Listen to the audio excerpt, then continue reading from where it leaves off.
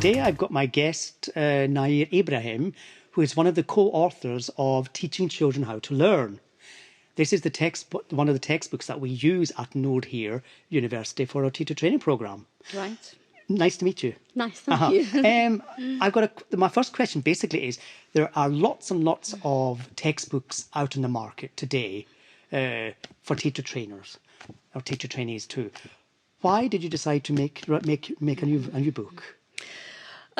Well, it was based on the work that I was doing with primary children in my context when I was working in Paris, and Okay. it was an out-of-school context.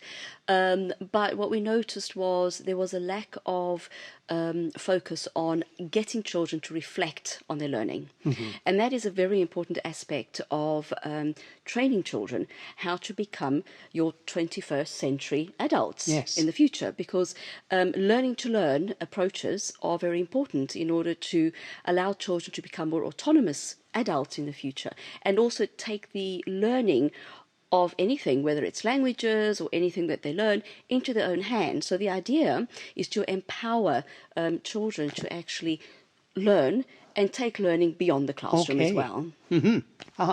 And could you tell me a little briefly how the book is designed, or how it works?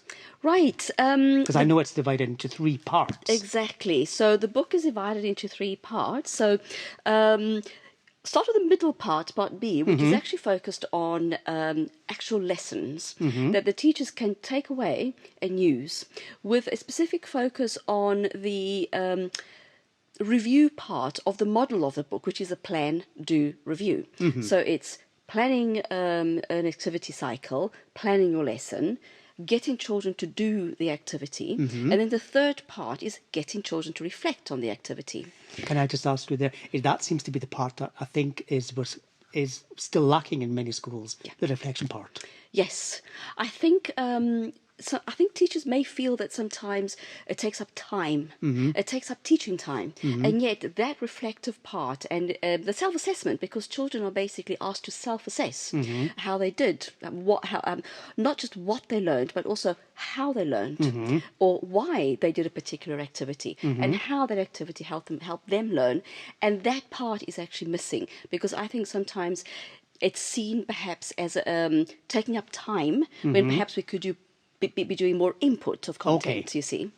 The idea of reflection fits in well with the new Norwegian curriculum. In the next episode, Stephen and Nayr will explore the other 2 sections, parts A and C, of the book Teaching Children How to Learn, as well as focus more closely on the role of the teacher.